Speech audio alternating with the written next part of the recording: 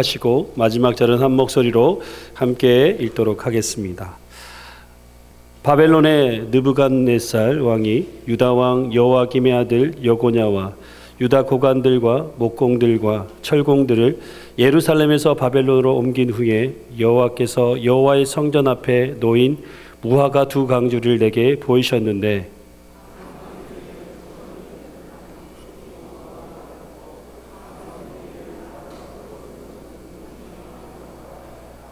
여호와께서 내게 이르시되 예레미야야 내가 무엇을 보느냐 하시매 내가 대답하되 무화과이온데 그 좋은 무화과는 극히 좋고 그 나쁜 것은 아주 나빠서 먹을 수 없게 나쁘니이다 하니 이스라엘의 하나님 여호와께서 이와 같이 말씀하시니라 내가 이곳에 옮겨 갈다인의 땅에 이르게 한 유다 포로를 이 좋은 무화과 같이 잘 돌볼 것이라.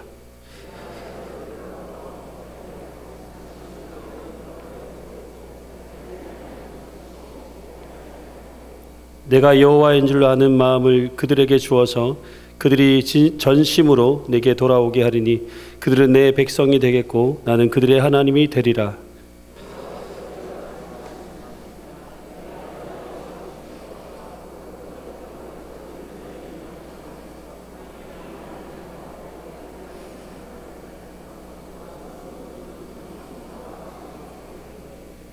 세상 모든 나라 가운데 흩어서 그들에게 환난을 당하게 할 것이며 또 그들에게 내가 쫓아 보낼 모든 곳에서 부끄러움을 당하게 하며 말거리가 되게 하며 조롱과 저주를 받게 할 것이며 내가 칼과 기근과 전염병을 그들 가운데 보내 그들이 내가 그들과 그들의 조상들에게 준 땅에서 멸절하기까지 이르게 하게 하시니라.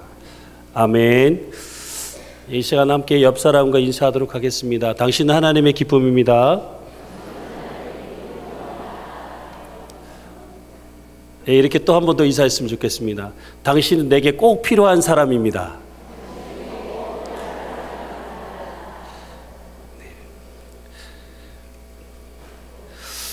여러분 혹시 이런 경험을 해보신 적 있으십니까? 시장에 과일이 겉으로 보기에 깨끗하고 맛있게 보여서 구입을 하여 반을 잘랐는데 속이 썩어서 전혀 먹을 수 없었던 그런 경험을 해본 적 있으십니까? 네, 저도 이런 경험을 해본 적이 있었습니다. 하루는 참외를 사서 먹으려고 반을 잘랐는데 속이 썩어서 먹을 수가 없었습니다. 겉으로 보기에는 멀쩡했는데 속이 썩어 전혀 먹을 수 없는 이런 과일을 우리는 어떻게 할까요? 어떻게 합니까? 바로 음식물 쓰레기에 버리게 됩니다. 오늘 말씀해 보시면 하나님께서 예레미야에게 두 종류의 무화과 광주리 환상을 보여주고 계십니다. 두 종류의 무화과는 이렇게 분류되고 있습니다. 하나는 처음 익은 듯한 좋은 무화과이고 다른 하나는 나빠서 먹을 수 없는 극히 나쁜 무화과로 분류되고 있습니다.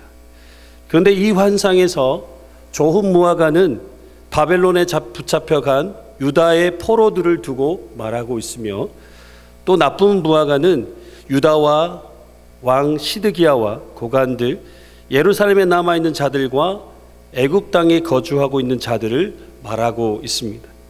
다시 말씀드리면 하나님은 환상을 통해 포로로 잡혀간 자들을 좋은 무화과로 여기시며 또 포로로 잡혀가지 않는 자들을 두고 나쁜 무화과로 말씀하고 있습니다. 지금 이 말씀이 무엇을 말하고 있는지 이해가 되지 않으실 겁니다. 그래서 말씀을 묵상하는 가운데 함께 말씀의 의미를 알아가고자 합니다.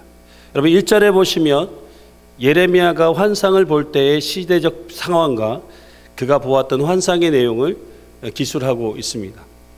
주전 597년 바벨론의 1차 침공으로 유다에서는 여호야김의 아들 여고냐와 그의 모친과 그의 아내와 내시를 비롯하여 나라의 방백들과 고관들이 포로로 붙잡혀 가게 됩니다.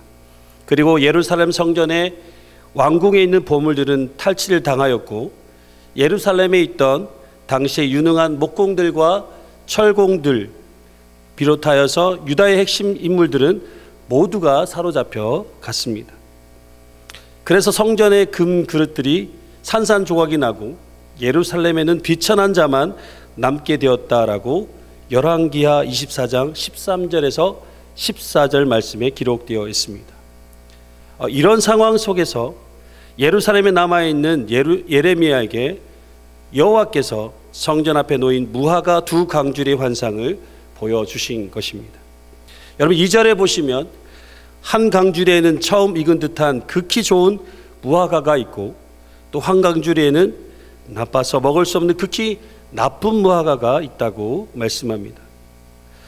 그런데 왜 하나님은 많은 과일 중에서 무화과 환상을 보여주셨을까요? 여러분 무화과는 가나안 땅의 특산물입니다. 6월에 첫째 열매가 있고 8월에 늦은 열매가 있기 시작한다고 합니다. 그리고 무화과 나무는 이스라엘 상징하는 의미가 있습니다. 그들의 번영을 묘사할 때 사용되기도 합니다. 그래서 오늘 말씀에 나오는 무화과는 바로 이스라엘 백성을 상징하고 있습니다. 하나님은 예레미야에게 이 환상을 보여준 후에 물으십니다. 예레미야야, 내가 무엇을 보았느냐? 그러자 예레미야는 대답하기를 무화과 두 강주리를 보았습니다. 그런데 하나는 처음 익은 듯한 극히 좋은 무화과이고 다른 하나는 나쁜 것인데 아주 나빠서 먹을 수 없는 정도입니다 라고 대답합니다. 그러자 하나님께 다시 말씀하십니다. 하나님께서는 예레미야에게 두 가지 종류의 무화과에 대해서 의미를 설명하고 계십니다. 오늘 본문은 먼저 좋은 무화과를 설명하시고 그 후에 나쁜 무화과를 설명하고 계십니다. 그래서 저는 오늘 먼저 나쁜 무화과에 대해서 함께 알아보고자 합니다. 그리고 나중에 좋은 무화과에 대해서 함께 나누고자 합니다. 여러분 8절과 10절 말씀 보시면 나쁜 무화과에 대해서 설명을 하고 계십니다. 8절 말씀에 보시면 나쁜 무화과는 지칭되는 사람들을 보면 유다 왕 시드기야와 그 고관들과 예루살렘에 남은 자와 또 이 땅에 남아있는 자와 애굽 땅에 사는 자들이라고 말씀하고 있습니다. 하나님께서 이런 자를 어떻게 하셨다고요? 버리신다라고 말씀합니다. 9절에서 10절 말씀에 보시면 세상 모든 나라 가운데 흩으셔서 환난을 당하게 하시고 부끄러움을 당하게 하시고 말거리가 되게 하시고 조롱과 저주를 받게 하며 칼과 기근과 전염병을 보내서 멸절시켜 버리신다라고 말씀합니다. 굉장히 무서울 정도로 하나님께서는 엄중한 심판의 말씀을 지금 이들에게 말씀하고 계십니다. 하나님은 왜 어떤 이유로 1차 바벨론 포로에서 남겨진 사람들에게 이런 심판의 말씀을 선포하고 계시는 것일까요? 예레미야 29장 16절에 19절 말씀을 한번 찾아보겠습니다. 29장입니다. 예레미야 29장 16절에서 19절 말씀입니다. 예레미야 29장 16절에서 19절 말씀입니다.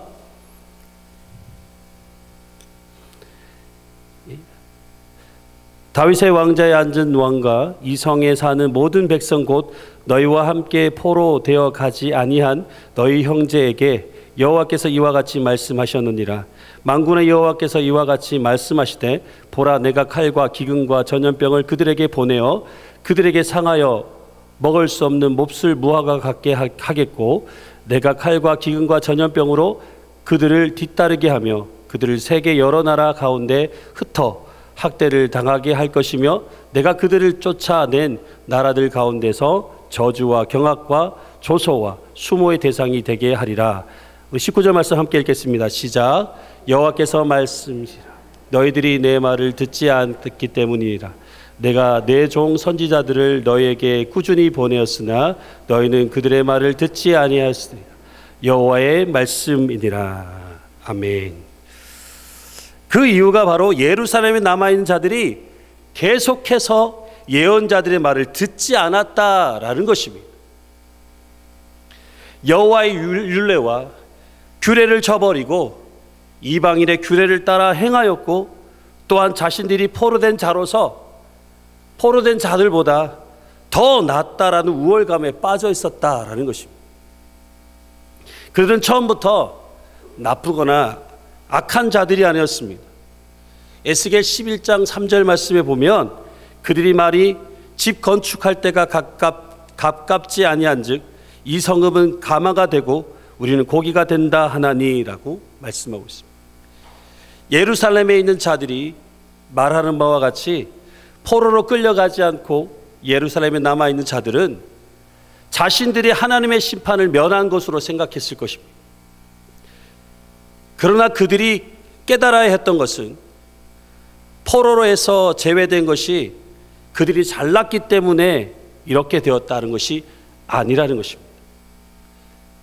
이것은 그들의 착각입니다. 하지만 그들은 바벨론 포로로 잡혀가지 않게 하신 것이 분명히 우리가 그들보다 더 낫기 때문이라고 생각한 것입니다. 그래서 그들은 포로 생활을 하지 않은 것이 자신들의 공로로 의해서 주어진 그런 것으로 알고 예언자를 통해 선포되는 하나님 말씀을 외면했고 불순종하였던 것입니다. 결국 남아있는 자들은 주전 587년 바벨론 2차 침공에 의해서 예루살렘을 멸망하게 됩니다. 왜 이런 결과가 주어지게 된 것일까요? 바로 그들의 교만함과 불순종 때문입니다. 자신들이 예루살렘과 애굽에서 남아있게 된 것이 포로로 잡혀갔던 자들보다 월등하다고 생각했기 때문에 자신들은 반드시 멸망당하지 않을 것이라는 생각을 하였던 것입니다. 그러다 보니 예언자들의 말에 크게 기울일 필요가 없었던 것입니다. 이들은 포로로 잡혀갔던 자들보다 월등하다는 교만한 마음이 주어지게 되자 또한 예언자들을 통해 주어진 하나님 말씀에 불순종하게 되었던 것입니다. 이것으로 인해 이들은 하나님의 엄청난 심판을 받게 되었습니다. 여러분, 잠언 18장 12절 말씀에 사람의 마음의 교만은 멸망의 선봉이요 겸손은 종기의 앞잡이라고 말씀합니다. 여러분, 반드시 우리가 기억해야 하는 것은 사람의 마음에 교만이 자리 잡기 시작하면 멸망이란 단어가 가까이 다가오게 된다라는 것입니다. 다시 말씀드리면 사람의 마음에 교만이 자리 잡기 시작하면 그 뒤에 따라오는 것이 바로 멸망이라는 단어가 따라온다라는 것입니다.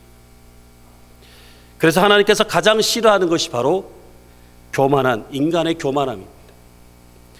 우리의 마음에 교만한 마음을 품기 시작하면 그 뒤를 따라 하나님 말씀에 불순종하게 된다라는 것입니다. 아담과 하와가 뱀의 유혹에서 가장 먼저 주어진 마음이 무엇인 줄 아십니까? 바로 교만이었습니다. 창세기 3장 5절 말씀에 너희가 그것을 먹는 날에는 눈이 밝아져서 하나님과 같이 되어 선악을 알 줄 하나님이 아심이니라 라고 말씀합니다.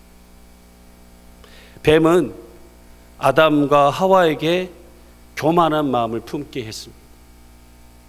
그러자 이들은 교만한 마음이 들어오게 되자 그 후 선악과를 따먹는 불순종의 죄를 범하게 되었던 것입니다. 이처럼 우리가 신앙생활을 하는 데 있어서 가장 경계해야 할 것은 바로 교만입니다. 여러분, 남아있는 자들이 원래부터 나쁘거나 악한 자들이 아니었습니다.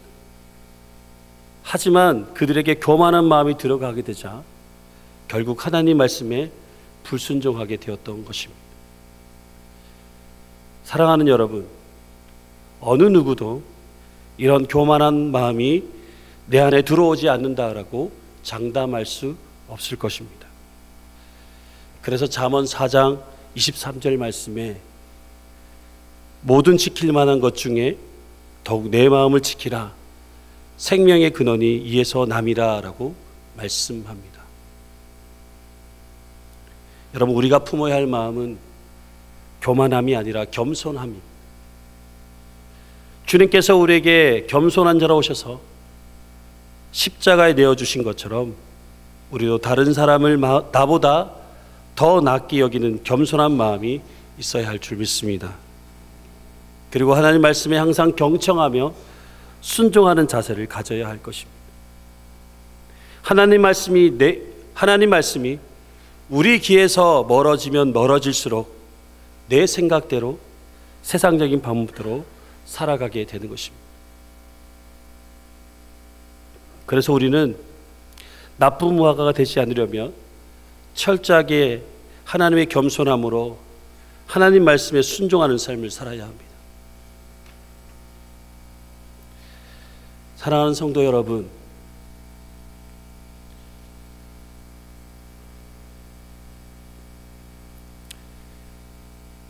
예루살렘에 남아있던 그 자들은 원래부터 악한 자들이 아니었습니다. 원래부터 나쁜 무화과가 아니었습니다. 하지만 그들 마음 가운데 교만이 싹트기 시작하였고, 그 교만함으로 하나님께서 항상 말씀하셨는데 그 말씀을 따르지 않고 자기 마음대로 자기 생각대로 살아갈 때 그들은 결국 그들 삶 가운데 멸망이라는 큰 심판의 결과를 그들이 삶 가운데 주어지게 되었습니다. 사랑하는 성도 여러분, 어느 누구도 나는 교만하지 않을 거야 라고 떳떳하게 말할 수 있는 사람은 없을 것입니다. 여러분, 날마다 하나님 옆에 여러분 삶을 말씀에 비추어서 교만하지 않고 겸손한 삶을 살아가기 위해 주님 앞에 믿음으로 나아가는 저와 여러분 되었으면 좋겠습니다. 이제는 좋은 무화과에 대해서 함께 말씀을 나누고자 합니다. 여러분, 5절 말씀해 보시면 하나님께서 좋은 무화과를 당시 바벨론에 붙잡혀간 유다의 포로들이라고 말씀하고 있습니다. 이것은 당시 사람들에게 아마 매우 충격적인 내용이었을 것입니다. 에스겔 11장 3절에 보시면 그들이 말이 집 건축할 때가 가깝지 아니한즉 이 성읍은 가마가 되고 우리는 고기가 된다고 하나니라는 말씀 가운데서 그 당시 예루살렘에 남아있는 사람들은 자신들을 가마 속의 고기로 비유해 포로로 끌려가는 사람들보다 더 낫다라고 생각하였습니다. 그들은 바벨론에 붙잡혀간 사람들은 하나님의 심판을 받아 죄인이라고 생각하고 자신들이 그렇지 않다는 점에서 더 우울했던 것입니다. 그러나 하나님께서는 이런 잘못된 판단을 깨뜨리시고 오히려 포로로 붙잡혀간 사람들을 좋은 무화과라고 말씀하고 계시는 것입니다. 5절 하반절에 보시면 좋은 무화과 같이 잘 돌볼 것이라 라고 말씀하고 있습니다. 이 말씀의 의미를 잘 생각해 보십시오. 원래 좋은 무화과가 아니었다라고 지금 성경은 전제하고 있습니다. 하나님께서 포로로 잡혀간 자들을 좋은 무화과 같이 여기신다라는 것입니다. 왜 하나님께서 포로로 잡혀간 자들을 좋은 무화과로 여기시는 것일까요? 먼저 하나님의 크신 사랑과 은혜가 그들에게 주어진 것입니다. 하나님께서 포로로 잡혀간 자들이 본래 좋은 무화과였기 때문이 아니라 하나님께서 그들을 좋은 무화과로 보셨기 때문입니다. 그들은 포로로 끌려가서 엄청난 고난을 경험하게 됩니다. 그들은 포로 생활 가운데서 그 주어진 고난 속에서 하나님을 더 뜨겁게 깊이 체험하게 됩니다. 예루살렘에 있을 때 하나님 말씀을 거역하며 하나님의 뜻대로 살지 않았던 자들이 바벨론의 포로 생활 가운데서 주어진 그 고난을 통해 하나님 앞에 철저하게 회개하고 하나님만 의지하고 그렇게 나아갔을 때 하나님께서는 그들을 향해 좋은 무화과로 여기셨다라는 것입니다. 6절에 보시면 내가 그들을 돌아보아 좋게 하여라고 말씀하고 있습니다. 이 모든 것은 하나님께서 이들의 모습을 돌아보아 좋게 하시기 위해서라고 말씀하고 있습니다. 여러분, 우리도 마찬가지입니다. 우리는 원래부터 좋은 무화과가 아니었습니다. 하나님께서 우리를 좋은 무화과로 보시기 때문에 우리가 좋은 무화과와 같이 여김받고 살아갈 수 있는 것입니다. 그리고 하나님의 도움 없이는 우리는 좋은 무화과가 될 수 없음을 기억해야 할 것입니다. 그래서 우리는 어떤 삶을 살아야 합니까? 날마다 하나님 앞에서 자신의 잘못된 삶을 돌아보아 회개하는 삶을 살아야 할 것입니다. 그리고 날마다 하나님의 도우심을 구하며 살아야 할 것입니다. 여러분, 우리는 하나님의 은혜와 사랑 없이는 결코 좋은 무화과가 될 수 없습니다. 하나님의 은혜와 사랑이 우리에게 주어질 때 우리가 비록 좋은 무화과의 조건을 가지고 있지 않지만 좋은 무화과로 여김받을 수 있다라는 것입니다. 솔직히 여러분 삶을 한번 돌아보십시오. 내가 정말 좋은 무화과라는 조건을 갖추고 있는지, 우리 자신을 돌아볼 때 우리는 결코 하나님의 원하시는 그 기준에 도달할 수 없는 자들입니다. 그래서 하나님의 사랑과 은혜가 필요한 것입니다. 하나님의 사랑과 은혜가 없으면 우리는 구원받을 수도 없으며 영원히 죽을 수밖에 없는 멸망받은 자녀들입니다. 그러나 하나님은 우리에게 하나님의 사랑과 은혜로 구원받게 하시고 영원한 생명을 주시며 하나님과의 관계를 회복하게 하신 것입니다. 여러분 7절 말씀을 보십시오. 내가 여호와인 줄을 아는 마음을 그들에게 주어서 그들이 전심으로 내게 돌아오게 하리니 그들은 내 백성이 되겠고 나는 그들의 하나님이 되리라. 하나님께서 우리에게 주시는 마음은 하나님께서 우리를 얼마나 사랑하시는지, 우리에게 얼마나 은혜를 베푸시기를 원하시는지 그것을 아는 것입니다.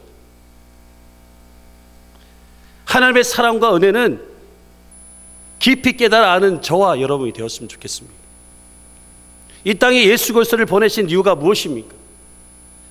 예수 그리스도를 십자가에 죽게 하신 이유가 무엇입니까? 무엇보다 우리를 너무나 사랑하셔서 죄에서 구원하시기 위해 그 하늘 보좌를 버리시고 십자가에 죽으셨던 것입니다. 이와 같은 하나님의 사랑과 은혜로 우리가 좋은 무화과라는 칭함을 받게 된 것입니다. 이와 같이 하나님의 사랑과 은혜는 우리가 하나님의 백성이 되고 하나님이 우리 하나님이 되시는 것을 말하는 것입니다. 지금 우리는 하나님의 사랑과 은혜로 말미암아 하나님의 백성이 되는 큰 은혜를 경험하고 있습니다.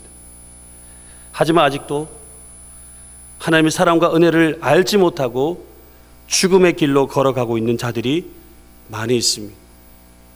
우리가 이들을 향해서 해야 할 것이 무엇입니까? 우리를 사랑하시는 하나님의 사랑과 그 은혜를 함께 전해 주어야 한다는 것입니다.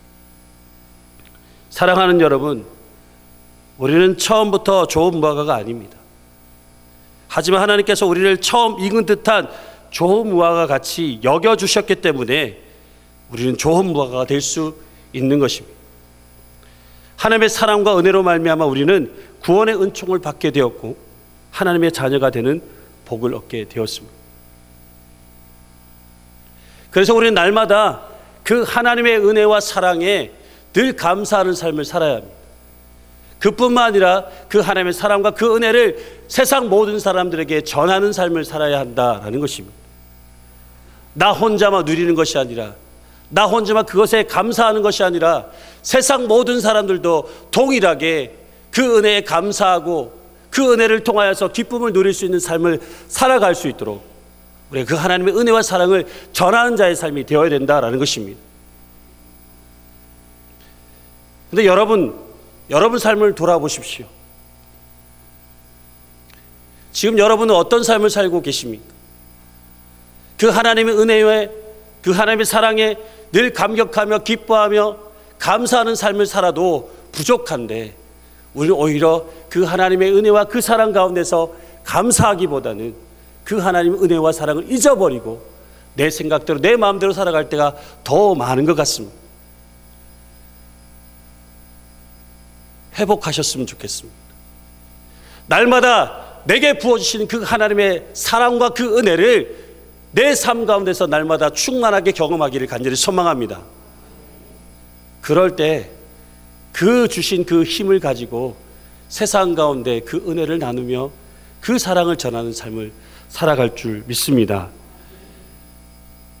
사랑하는 성도 여러분, 우리는 원래부터 좋은 무화과가 아닙니다.